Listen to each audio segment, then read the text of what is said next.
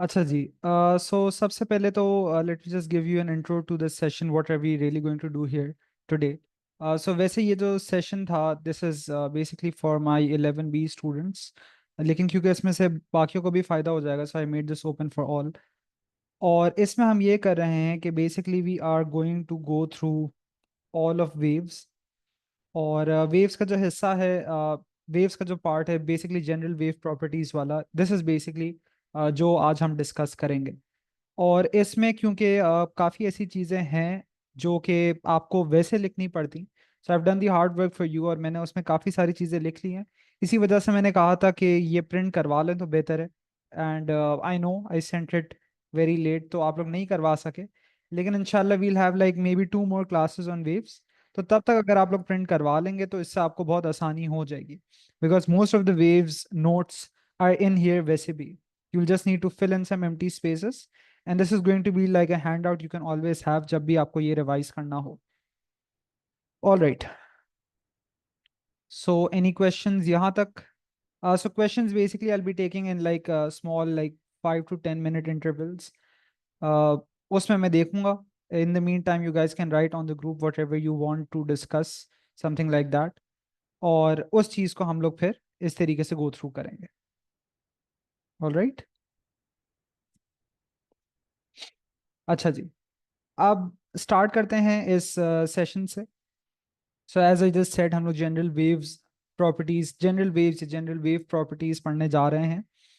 Waves के बारे में there are a few of the questions जो कि आप लोग देखते रहे हैं। Hopefully no one in this session जो कि अभी बैठा हुआ है is studying waves for the first time. तो आपको कुछ ना कुछ आइडिया है कि इसके वेव्स के बारे में कुछ चीज़ें पता है, and most probably the problems that you have is with past paper questions. ठीक है, और जो ड्राइंग्स वगैरह आती है उस हिसाब से। तो यहाँ पे मैंने एक बहुत ही सिंपल सा डायग्राम बना लिया है for those of you who studied waves with me in grade 10 as well. तो उन्हें पता है कि हमने स्टार्ट ऐसे ही एक डायग्राम से स्टार्ट किया था, which basically contains a stone which is falling into the water. और इसकी वजह से बाहर वेव्स स्प्रेड आउट हो रही हैं, रिपल्स बन रही हैं, which is what you can see, right. अब इससे एग्जामिनर आपसे क्या सवाल पूछता है, also try to incorporate this aspect in it. So अगर उसने पूछा है describe what is meant by wave motion, again sort of a popular question in past papers, ये 3-4 बार आया हुआ है in the recent years. What is meant by wave motion? So कुछ लोग इससे थोड़ा घबरा जाते हैं सवाल से, specially if he adds the word in here के what is meant by wave motion in a ripple tank. तो they basically don't know what the question is really asking. लेकिन चाहे वो वेव मोशन सिर्फ कहे या wave motion in a ripple tank कहे, जवाब आपने दोनों केसेस में सेम ही लिखना है। और जवाब ये है, इन 3 पॉइंट्स में basically the examiner would accept any two. Let me now just fill in these spaces. So सबसे पहली चीज ये है कि आपको पता होना चाहिए कि wave motion is basically just a way to transfer energy. So this wave is going to transfer energy from one point to another, ये तो आपने हर हाल में कहना ही है। लेकिन इस एनर्जी ट्रांसफर के बारे में क्या चीज खास है, वो ये है that this is without net transfer of the medium. अब इसका क्या मतलब है? इसका मतलब ये है कि अगर हम इस एग्जाम्पल की बात करें, what is the medium in this? ये जो पत्थर है अगर ये पानी में गिर रहा है, so waves are going through that water, it's propagating through the water, तो पानी मीडियम है। लेकिन ऐसा नहीं है कि इस पत्थर के गिरने से कि पूरा का पूरा पानी एक जगह से उठ के दूसरी जगह चला जाता, right. So there is no net transfer of the medium. ठीक है, अगर पानी का वॉल्यूम पहले कुछ था तो मोस्ट प्रोबेबली अभी भी वही होगा। So there is no net transfer of the medium. यही लफ्ज आपने इसमें भी सुना होगा जब आप हीट ट्रांसफर में कंडक्शन का चैप्टर पढ़ रहे थे, कंडक्शन का unit, right. For example if I heat up a spoon, एक एंड पे मैंने उसके फ्लेम जला दिए, दूसरे एंड से मैंने पकड़ा हुआ है, तो मुझे पता है कि हीट एनर्जी आएगी। लेकिन इट्स नॉट लाइक कि वो स्पून उठ के एक जगह से दूसरी जगह चला गया। उस केस में स्पून मीडियम था, इस केस में पानी मीडियम है। In either case none of them is overall moving. This is what is meant by without net transfer of the medium itself. और जो यहाँ पे तीसरी चीज है वो ये है, this is by vibration of the particles. सही है। सो पार्टिकल्स वाइब्रेट कर रहे हैं and this is how energy is being transferred here. सही है। ये एक एग्जामिनर का कॉमन क्वेश्चन है, इस वजह से मैंने इसका एक सॉर्ट ऑफ रिस्पॉन्स भी बना के आपको दे दिया। This is just the basics of waves. अब यहाँ पे समझे, अगर this is may be like in a pond और इन अ पूल ऑफ वाटर, तो मैंने यहाँ पे एक पत्ता बना दिया, एक लिली पैड बना दिया। एंड बेसिकली एग्जामिनर क्वेश्चन आपसे ये पूछेगा कि चलें, आपने कह दिया कि waves transfer energy from one point to another, how is how can you show कि एनर्जी वाकई में ट्रांसफर हो रहा है।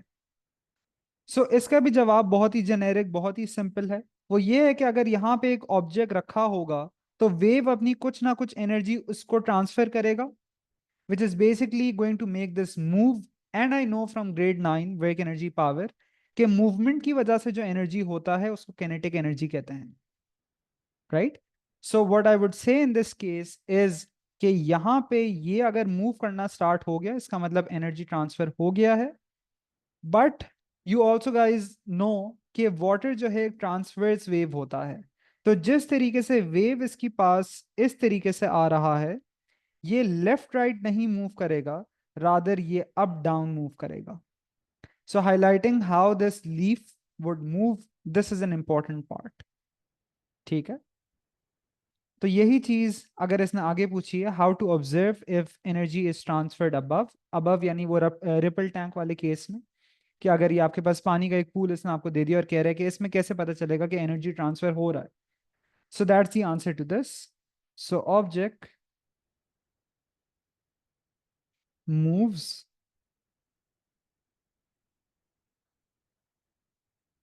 इसको मैं ब्लू में लिख लेता हूं just to keep that theme consistent.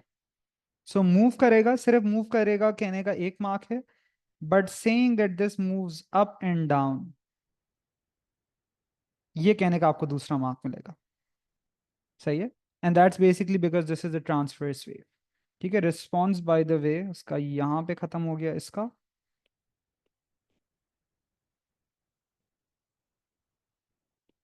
और यहां पे इसका खत्म हो गया। All right. Next point about waves.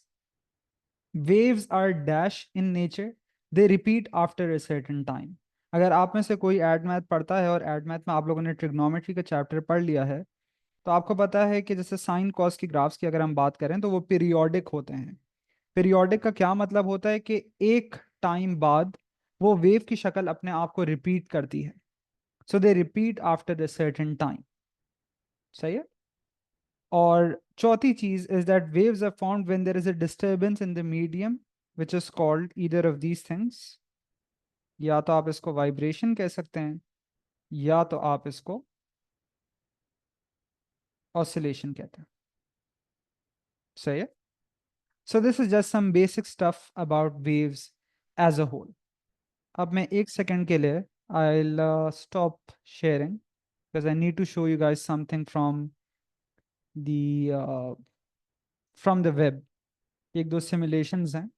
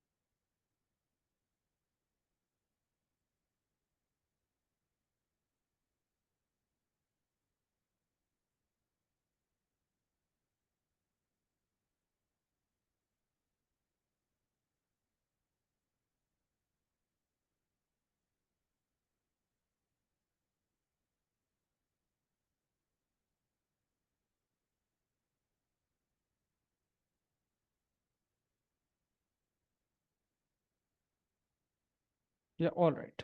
ठीक है।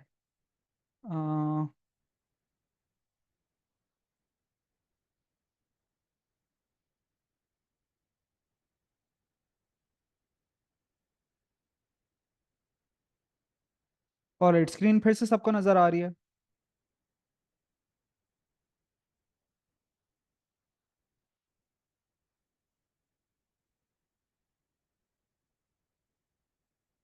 Okay.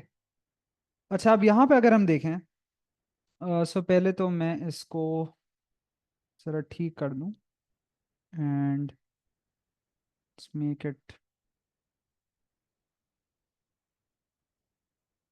Like this.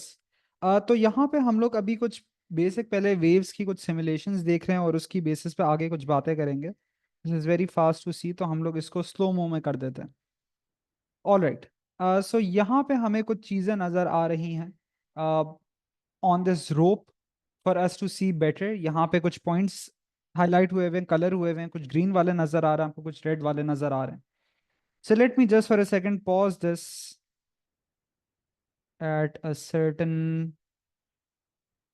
okay, I missed it। ठीक है। अच्छा, अब यहाँ पे आपको नजर आ रहा है, ये इस वेव की शक्ल है। मैंने इसको एक टाइम पे रोक दिया है, और यहाँ पे if you guys ask yourself this question कि यहाँ पे वाइब्रेशन कौन करवा रहा है, ऑसिलेशन कौन करवा रहा है। So the very easy answer to this is कि वो जो लेफ्ट हैंड पे वो जो एक रोटेटिंग डिस्क है जिसके साथ एक रॉड अटैच्ड है, और उस रॉड से एक आपका रोप का एंड अटैच्ड है, basically that is introducing the vibration in this case. ठीक है, वो इस रोप को वाइब्रेट करा रहा है।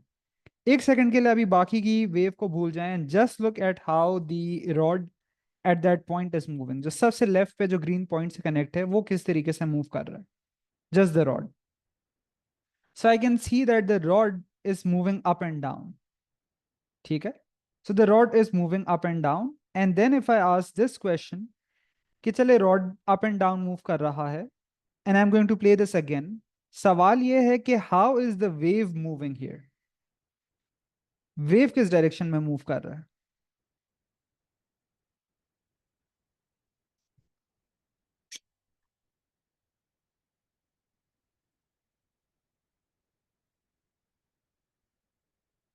सो वेव जो है, wave left to right move कर रहा है। You can visually see this. समझे कि जो वेव का आपको ये ऊपर वाला हिस्सा नजर आ रहा है, which you guys might know this is called a peak, ये आपको विजुअली नजर आ रहा है कि ये लेफ्ट से राइट जा रहा है। ठीक है, all right. Let's do one more thing from this simulation. मुझे यहाँ पे कुछ ग्रीन पॉइंट्स नजर आ रहे हैं, maybe it's like 7। Let say left से मैं सेकंड ग्रीन वाले पॉइंट को देख रहा हूं। अभी मैंने ये कहा कि wave is moving left to right, but if I just ask you कि भाई यहाँ पे जो एक पार्टिकल है, लेट से this point in green, how is just this point moving, सिर्फ ये एक पॉइंट कैसे मूव कर रहा है।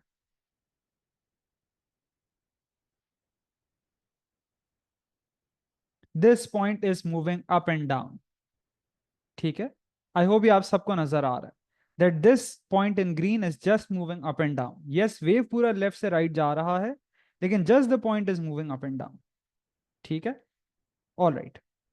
So this is something very important, और आगे हम लोग एक कैटेगराइजेशन करते हैं of waves based on this idea कि वेव कैसे जा रहा है, पार्टिकल कैसे जा रहा है। Next one, let's look at this. So if you are now talking about waves in water, तो यहाँ पे मैंने एक टैप ऑन कर दिया है, इससे रेगुलर इंटरवल्स पे पानी गिरे जा रहा है into this tank, and it's creating waves. अब वेव्स के साथ जैसे हम लोगों ने रोप्स पे देखा कि एक अप डाउन पैटर्न है, वो मुझे अभी नजर नहीं आ रहा। But if I just take instead of the top view जो मैंने अभी लिया हुआ है, अगर मैं साइड व्यू ले लूं, तो मुझे अब वो अप डाउन चीज नजर आ जाएगी। ठीक है, सो आई सी दिस वेव नाउ। ठीक है, वेव अब मुझे नजर आ रही है, and I see this is moving up and down again. मुझे वेव की शक्ल नजर आ गई। If I ask you guys in this case, यहां पे वेव कैसे मूव कर रहा है, जवाब वही होगा, you can visually see this moving left to right.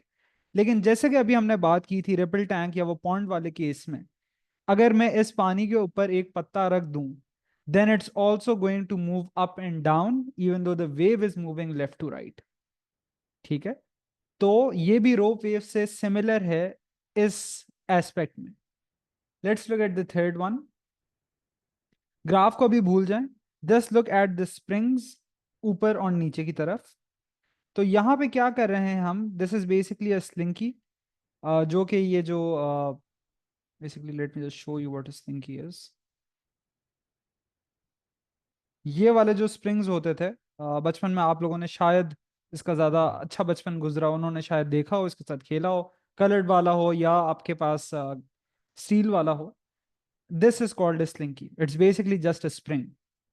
और इस स्लिंकी को मैं ये कर रहा हूँ कि basically I stretch this out on a table, और मैंने इसको किसी एक जगह से बांध दिया है। एक जगह को मैं बाहर खींचूंगा, अंदर धक्का दूंगा, and I am going to be pulling it out, pushing it back and again and again, again and again. ठीक है। ऊपर वाला जो स्प्रिंग का डायग्राम बना हुआ है, दिस बेसिकली शोज के जब इस पे कोई भी, जब इसको मैंने अभी तक स्ट्रेच नहीं किया या वो वाली मैंने मूवमेंट शुरू नहीं की है, so that is what it looks like, right, ऊपर वाला। और अब मैं इसका सिमुलेशन प्ले करने वाला हूं, and let's see what happens. अच्छा जी, अब इसको प्ले करते हैं। इग्नोर द ग्राफ, ग्राफ को चलने दें, सिर्फ ऊपर स्प्रिंग को देखें। So I am pulling out this red end जो कि सबसे एक्सट्रीम लेफ्ट पे है, और उसको वापस अंदर धक्का दे रहा हूं, and I am doing it again and again, again and again, again and again. यहां पे अगर मैं आपसे पूछूं कि इस केस में how is the wave moving, तो इसके लिए आप क्या कर सकते हैं? You can basically just think about any one point. For example, आपको ये नजर आ रहा होगा कि कहीं पे ये जो स्प्रिंग्स हैं, ये जो टर्न्स हैं, ये करीब आ रहे हैं। सिर्फ वो करीब वाले हिस्से को देखें, how is that moving across the screen, and just focus on one of those. तो ये भी आपको विजुअली नजर आएगा, this is moving left to right. और अगर मैं इसमें पार्टिकल मूवमेंट की बात करूं, सो लेट से मैंने इस स्प्रिंग का कोई भी एक हिस्सा उठा लिया।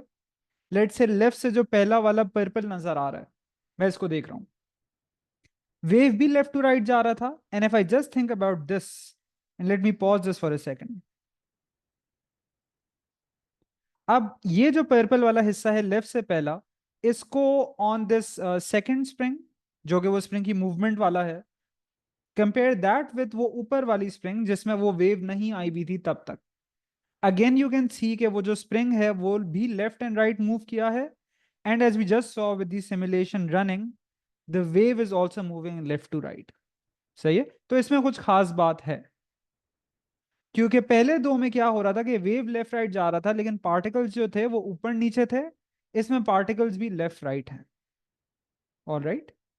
अच्छा जी, अब हम आ जाते हैं वापस to our notes. So simulation में हर किसी को ये चीज नजर आ गई, whatever I was talking about. ठीक है। In the first two, particles were moving left. In all of them, basically, the wave was moving left and right, but particles were moving up and down in the first two. आखिरी वाले में particles भी left right move कर रहे थे। On the basis of this, हम लोग waves का एक categorization introduce कर सकते हैं, which is basically called transverse waves and longitudinal waves. अगर हमारे पास जो ये waves है ये transverse है, so the idea is that the direction of particle motion is perpendicular to the direction of wave motion। ये कैसे? जैसे कि अगर मैं पहले दो एग्जांपल्स की बात करूं, वेव मेरा लेफ्ट राइट जा रहा था, पार्टिकल मेरा अप डाउन जा रहा था, इनके दरमियान वाला ये एंगल 90 है, hence this is perpendicular, hence this is a transverse wave. अगर अगर मैं दूसरे वाले की बात करूं, लॉन्गिट्यूडनल वेव की, इसमें मैंने देखा था वेव भी लेफ्ट राइट जा रहा था, पार्टिकल भी लेफ्ट राइट मूव कर रहा था। So this is a longitudinal wave, क्योंकि इनके दरमियान कोई एंगल है ही नहीं, they are in the same direction to the direction of wave motion. ठीक है। अगर आप किसी और बुक से पढ़ रहे हैं, या अगर एग्जामिनर ने समझे कोई एमसीक्यू दिया when you have to circle the correct answer, always know this कि मैं यहाँ पे और यहाँ पे वेव मोशन की जगह एनर्जी ट्रांसफर भी कह सकता हूँ, and it means the same thing, because waves basically वो एनर्जी ट्रांसफर कर रहे हैं। अगले पार्ट में मैंने इनकी एग्जाम्पल्स लिखी है। सो रोप, इसकी सिमुलेशन हमने देखी, वाटर, इसकी भी सिमुलेशन देखी, और साइज्मिक एस वेव जो होता है, ये सारी ट्रांसफर्स हैं। स्लिंकी हो, साउंड हो, या साइज्मिक पी वेव हो, दीज आर लॉन्गिट्यूडनल।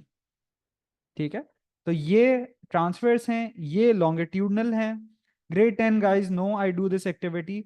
इसमें से if you guys have printed this out, slinky को कैंसिल कर दें। ये मैंने सिर्फ आपको एक बार इसको समझाने के लिए बताया था, but don't ever right this in your exam, क्योंकि वो स्लिंकी बेसिकली एक स्प्रिंग है।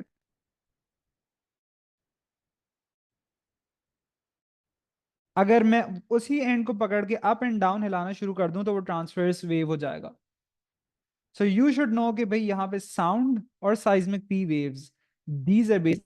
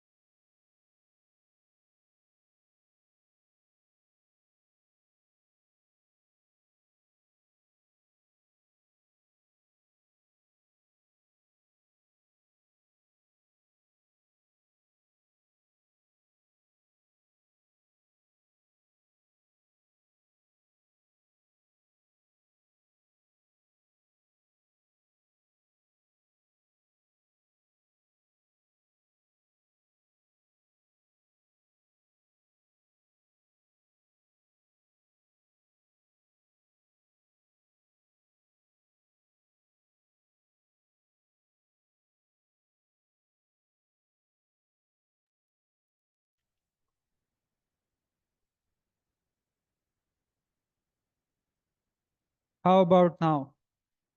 अब आवाज आ रही है? Hello hello. Okay. Okay, what was the last thing you guys heard?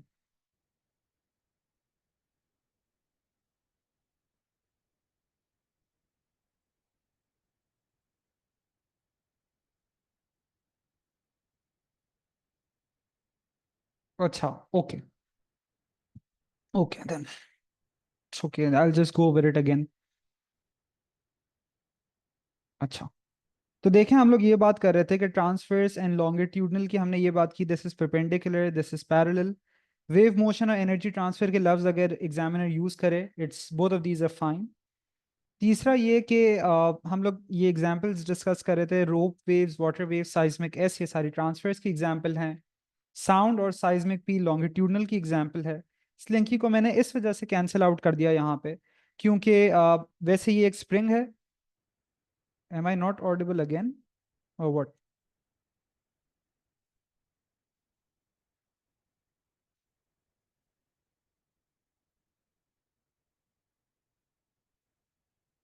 Okay, okay. Maybe this zoom icon is just messing with me because sometimes इसमें आवाज का वो आता है लेवल एंड sometimes नहीं आता. ठीक है, ओके. तो इसमें ये जो साउंड एंड साइज्मिक है दिस इज लॉन्गिट्यूडनल.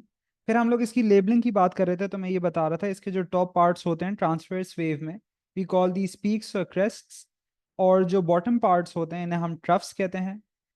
दूसरा ये कि if you are talking about a longitudinal wave तो यहाँ पे कुछ ऐसे हिस्से होते हैं जहाँ ये जो इसके पार्टिकल्स हैं ये करीब हैं, इन्हें कंप्रेशन कहते हैं. जहाँ ये दूर दूर होते हैं इसे रेयरफैक्शन कहते हैं. ठीक है. फिर मैं ये बता रहा था कि वैसे आपको पता होने की ज़रूरत नहीं है कि साइज्मिक एस क्यों साइज्मिक एस होता है. यू शुड जस्ट नो कि भाई ट्रांसफर्स में साइज्मिक एस कहना है, लॉन्गिट्यूडनल में साइज्मिक पी कहना है. बट वैसे इसका आइडिया ये है कि if you are talking about this, ये आती है अर्थ की टेक्टोनिक प्लेट्स की मूवमेंट से. तो अगर आपके पास प्लेट्स यूं अप डाउन मूव कर रही हैं यू कैन विजुअली सी के वेव मेरा यूं जा रहा है और मेरे particles up and down move कर रहे हैं, और इस 90 डिग्री की वजह से ये ट्रांसवर्स है. And if you talk about the P wave तो आपको यहाँ नजर आ रहा है कि कहीं पे ये पार्टिकल्स करीब हैं, दूसरी जगह ये दूर हैं. वेव यूं जा रहा है, पार्टिकल्स भी वैसी डायरेक्शन में मूव कर रहे हैं. So this is longitudinal. All right बच्चों, यहाँ तक कोई सवाल?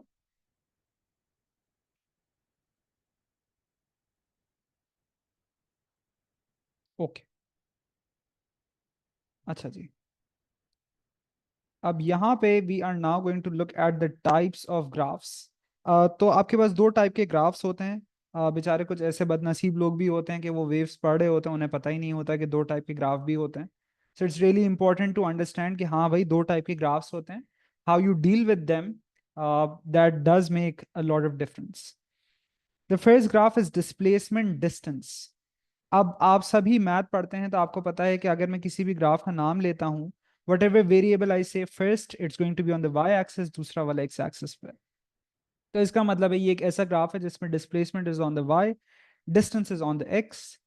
अब यहाँ पे लिखा है shows how the displacement varies with distance. ये बहुत ही ऑब्वियस है, लेकिन मैंने फिर भी यहाँ पे कुछ स्पेसेस खाली छोड़ी हैं. तो ये यहाँ पे आइडिया क्या है, it's that if you talking about a displacement distance graph, ये बताता है कि हर पार्टिकल का, because we are talking about अलग अलग distances along the wave, how the displacement of a particle varies. So it's for all of the particles with distance along the wave. And another important thing is to say this is at an instant in time. वक्त के एक लम्हे पे अगर मैंने wave को freeze कर दिया, and now I am seeing कि भाई अलग अलग फासले पे जो मेरे पास पार्टिकल हैं हर एक का डिस्प्लेसमेंट कैसा है, that's basically a displacement distance graph. एक चीज जो आपने ये जहन में रखनी है, this is sort of a special concept regarding a displacement distance graph, इसके this can be thought of as a snapshot or a picture of the wave. अगर मैंने वेव को किसी तरीके से टाइम में रोक दिया then that becomes for an instant in time, क्योंकि टाइम तो अब नहीं गुजर रहा. And basically this is also cool way to think about it. If you are ever taking a picture of something you are saving it in time. Time नहीं गुजर रहा है, right? That thing is frozen in time. अब अगर मैं आपको एक second के लिए सिमुलेशन पे वापस ले जाऊं ऑन टू दिस, क्योंकि अक्सर चीजें रो वेव से देखना बहुत ही आसान होता है. अब समझे ये जो है ये वेव जाए जा रही थी. For a displacement time graph specially of a transverse wave, all you have to do is this. ये इसका डिस्प्लेसमेंट डिस्टेंस ग्राफ आ गया मेरे पास. ठीक है, because now time is stopped, और मैं ये देख सकता हूं कि फ्रॉम दैट स्टार्टिंग पॉइंट जो कि लेफ्ट पे रॉड है, वहां से एट अलग अलग डिस्टेंसेस हर पार्टिकल का डिस्प्लेसमेंट कैसा है. मुझे नजर आ रहा है कुछ ऊपर हैं, कुछ एग्जैक्टली exactly उसी लेवल पे हैं, कुछ नीचे हैं. This is the displacement distance graph. ठीक है, वापस से इसकी तरफ आते हैं. So for a displacement distance graph or even for the other type of graph, there are some things regarding symmetry जो कि बहुत important हैं और जिसको आपको यूज करना आना चाहिए. तो पहली चीज तो ये कि यहाँ पे y एक्सिस पे डिस्प्लेसमेंट, x एक्सिस पे डिस्टेंस लिखा हुआ है, और यहाँ पे आपको ये ग्राफ की शक्ल नजर आ रही है. Right, you again see this wave, right. इसको मैथ में साइन फंक्शन की शक्ल ऐसी होती है। This is basically what that is. यहां आपको नजर आ रहा है, और ये आइडियाज आपको पता होने चाहिए regarding symmetry. there's symmetry in both directions basically। पहला आइडिया ऑफ सिमेट्री ये है यहाँ पे कि मीन पोजीशन, ये जो हॉरिजॉन्टल लाइन है, समझे कि जो वेव इस रोप की पहले शक्ल थी जब वेव नहीं आया हुआ था, इससे जितना आप ऊपर जाते हैं उतना ही ये नीचे वाला फासला भी है, right. So this and this distance are going to be the same, ठीक है। अगर मैं इसको एम्पलीट्यूड कह रहा हूं, then by consequence this is also equal to the amplitude. ये दोनों एम्पलीट्यूड है। लेकिन जाहिर सी बात है कि अगर दोनों एक ही वैल्यू के बराबर भी हैं, जो एक्स एक्सिस के ऊपर होगा उसको मैं पॉजिटिव कहूंगा, जो एक्स एक्सिस के नीचे होगा उसको मैं नेगेटिव कहूंगा, right. So that's it regarding the amplitude. यहां पे फिर एक और चीज अभी आप लोग को मैं थोड़ी देर में बताऊंगा, what each of these terms actually mean, इसका मतलब क्या है। अभी के लिए just think about this as just some lengths. दूसरी चीज ये कि यहाँ पे when we are talking about these horizontal distances, अभी हमने वर्टिकल डिस्टेंस की बात की है, राइट। हॉरिजॉन्टल डिस्टेंस जब भी आपको ग्राफ की शक्ल दी जाएगी, यू मस्ट नो कि आप एक ग्राफ में से ये हॉरिजॉन्टल डिस्टेंस तीन तरीकों से निकाल सकते हैं, ये तीनों बराबर हैं। पहला ये है कि अगर मैं इसकी बात करूं as a peak to peak distance, ये भी यहां पे वेवलेंथ है। अगर मैं बात करूं ट्रफ टू ट्रफ डिस्टेंस, ये भी वेवलेंथ है। या अगर मैं ये बात करूं कि starting of one wave, because this is one wave, सही है। अगर मैं आप लोगों से यहां पूछूं यहां पे कितनी वेव्स नजर आ रही हैं, what would you guys say. How many waves are there. गौर से देखें साथ।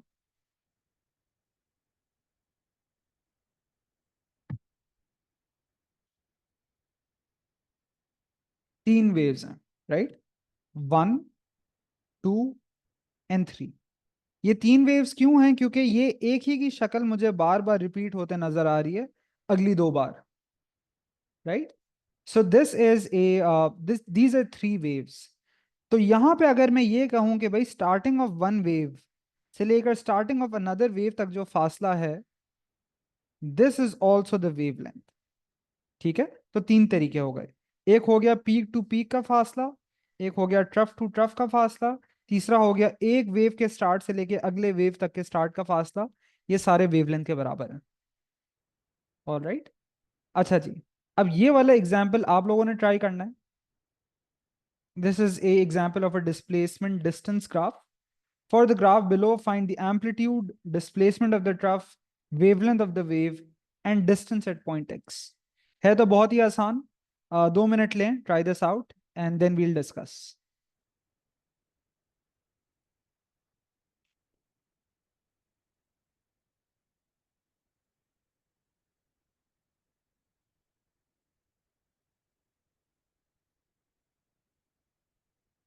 'Also guys, right now on the group, just write down your name. वैसे तो मेरे पास ग्रुप्स बने हुए सेक्शंस के हिसाब से हैं, तो आप लोग सिर्फ अपने अपने नाम लिख दें ताकि एक सॉर्ट ऑफ अटेंडेंस हो जाए कि इन लोगों ने क्लास ली थी। Just write down your names, but do write down your full names.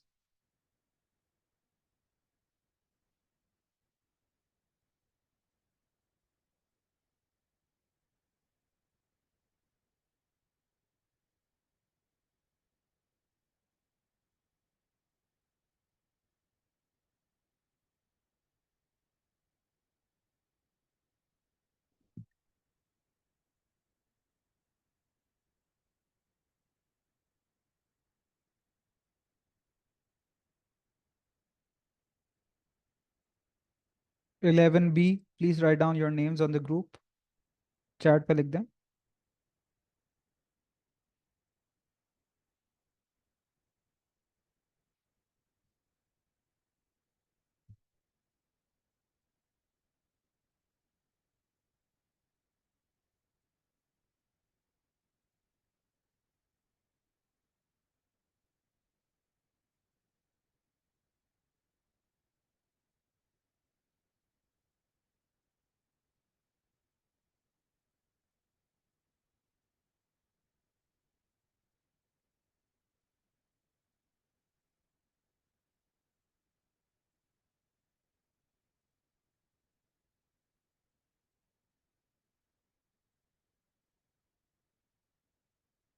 अच्छा जी, स्टार्ट करें।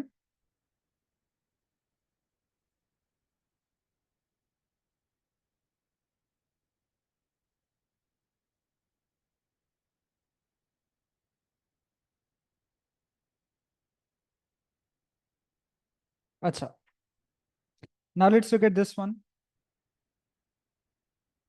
ये क्या कह रहा है? For the graph below, again ये चीज जिन लोगों ने मेरे साथ काइनेमैटिक्स भी रिवाइज किया है, they know that I stress on this a lot.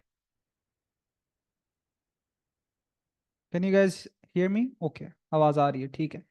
So for the graph below, find the amplitude of the wave, displacement of the trough, wavelength of the wave, distance at point x. Amplitude बहुत ही आसान, फौरन ही नजर आ रहा है, right? This distance is the amplitude, तो सीधा सीधा मुझे पता है ये 15 है। वाई एक्सिस पे से यूनिट्स देखें, ये सेंटीमीटर्स में है, तो वाई एक्सिस से निकली हुई कोई भी चीज वो भी सेंटीमीटर्स में होगी। Next, displacement of the trough. हमें पता है कि भाई जितना ऊपर ये है उतना ही नीचे ये होगा। Just because this is below the y axis, इसको मैं कहूंगा -15। This is -15 centimetres. Easy. Part C, wavelength of the wave. अब यहां पे आपने वो सिमेट्री वाले आइडियाज यूज करने हैं। If I look at this is one wave, this is another wave. मुझे पता है कि भाई ये जो होता, एक वेव के स्टार्ट से लेके अगले वेव के स्टार्ट तक ये एक वेवलेंथ होता, बट यहां पे तो मुझे एक और भी नजर आ रहा है, right? So the idea here is this कि ये जो यहाँ पे वेवलेंथ है, दिस इज बेसिकली जो 0.48 वाला मार्क जो मुझे एग्जामिनर ने दिया है, this is two wavelength. So one wavelength is 0.24। और अगेन यहाँ पे ये वाला यूनिट है। I should have done this in blue, इसको कर लेते हैं।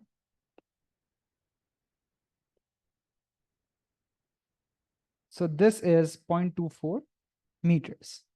अब इसी तरीके से आपने सोचना है कि ये जो एक डिस्टेंस इसने आपको नहीं दिया है, how are you going to find this? इसमें भी सिमेट्री का आइडियाज हैं। 0.48 तो मुझे पता है, right?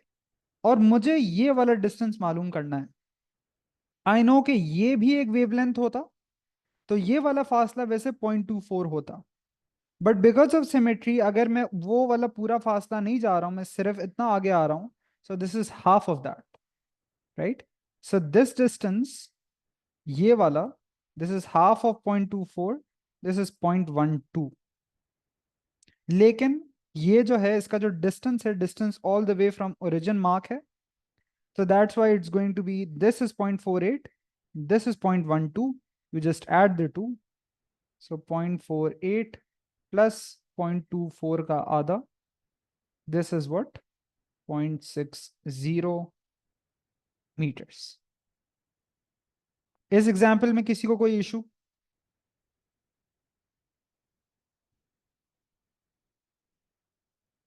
guys, does this make sense?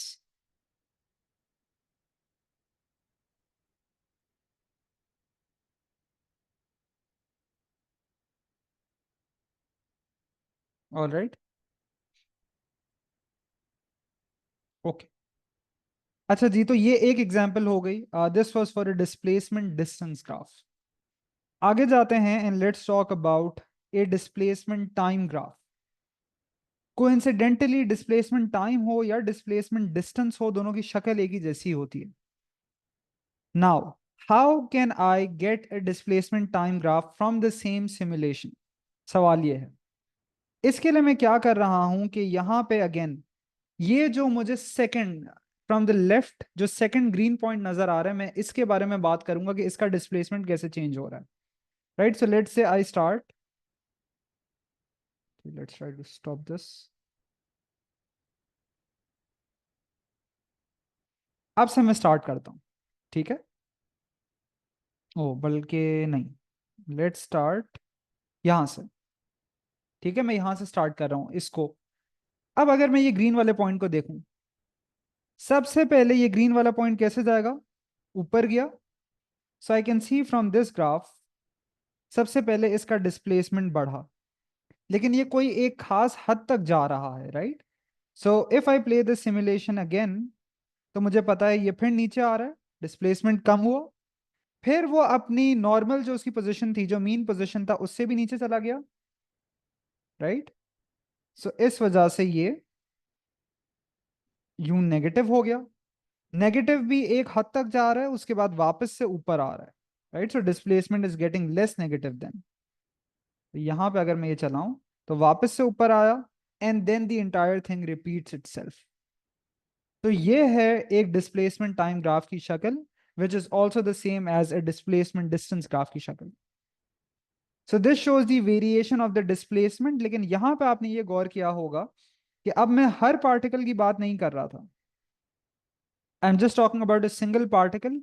उसका कैसे डिस्प्लेसमेंट वेरी कर रहा है विद टाइम। तो अब टाइम फ्रोजन नहीं है।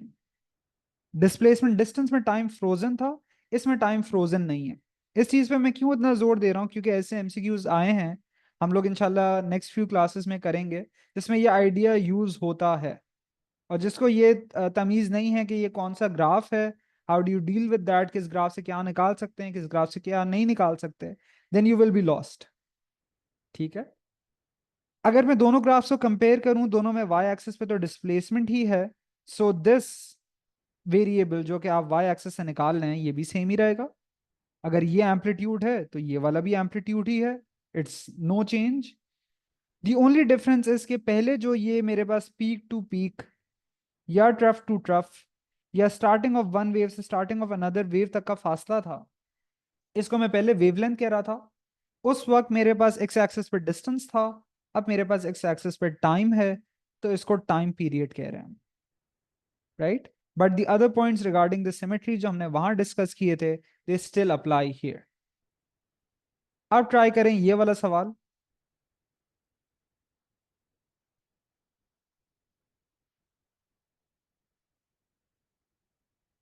Guys please don't raise hands and stuff, I don't see that इधर पे। If you have a question just ask on the group.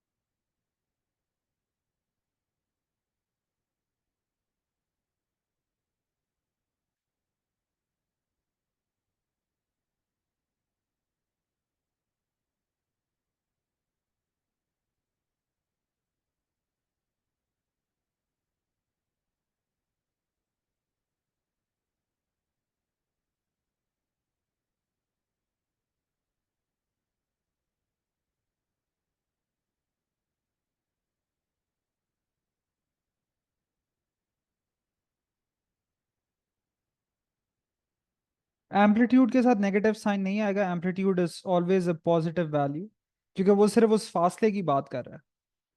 So first part, amplitude is just 0.24 meters। Displacement of the peak, again वही जो पहले idea इस्तेमाल किया था, that's in reverse now. ये positive 0.24 होगा। इस बार वाई एक्सिस में सेंटीमीटर नहीं है, तो ये भी मीटर होगा, ये भी मीटर होगा। Time period of the wave, अब यहां पर भी आपने ये आइडिया यूज करना होगा। पहली चीज ये कि this is time period of the wave. उसने मुझे इस बार कोई खास कोऑर्डिनेट नहीं बताया है, लेकिन उसने मुझे ये बताया है, ये वाला फासला। सो बिटवीन ए पीक और उसके बराबर वाला ट्रफ। लेकिन मुझे पता है कि जो मुझे टाइम पीरियड चाहिए वो ये पूरा फासला है, which by symmetry is going to be double of that. तो अगर मैं पार्ट सी की बात करूं, that's going to be 45 milliseconds times 2, which is 90 milliseconds। बहुत सारे लोगों को प्रीफिक्सेस में मसला है, इस वजह से जानबूझ के मैंने इस एग्जाम्पल में प्रीफिक्स डाला है on the X axis. If I ask you guys to write this in seconds, आपको ये पता होना चाहिए कि 90 मिली का मतलब होता है 10⁻³ इंडिसीज से आपको पता है इसका मतलब है 90/10⁻³ विच इज 1000।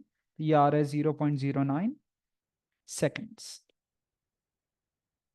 ठीक है। Part D, time at point Y. अच्छा, अब मैंने निकाल लिया है कि भाई ये जो है ये 0.09 सेकेंड है। अगर मैं यहां से स्टार्ट करता, start of one wave to start of another wave, मुझे पता है ये फासला होता 0.09, और जैसे कि अगर मैं पहले बात कर रहा था तो ये होता 0.45।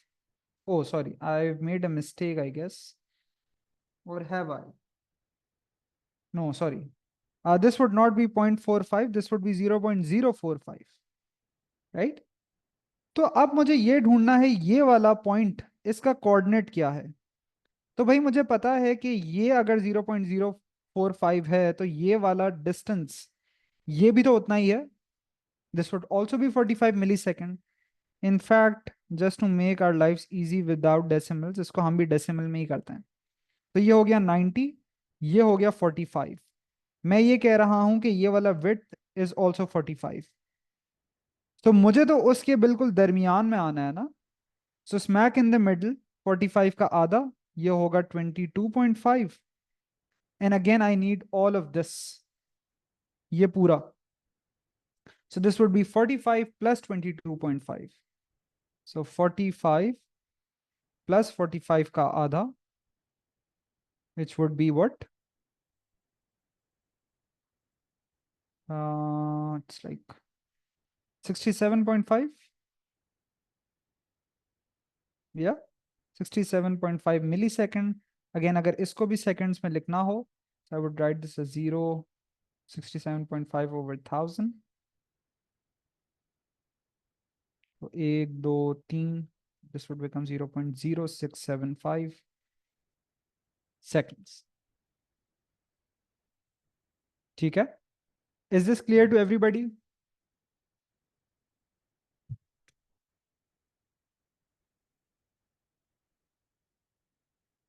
ये सबको समझ आता है? किसी को इन एग्जाम्पल्स में कोई questions?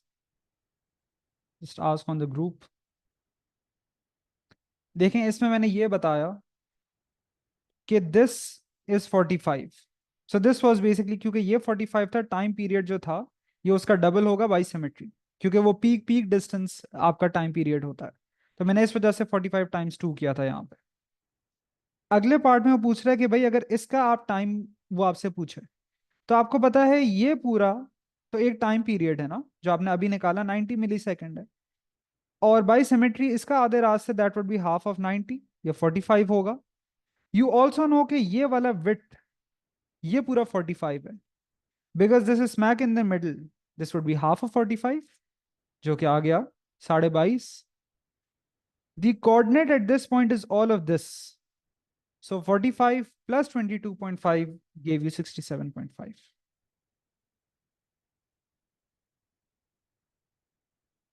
We are assuming if it's in the center, it's not really assuming, ये समझे सवाल का हिस्सा है, and if it's not, ऐसा कभी सवाल आपके पास आएगा नहीं।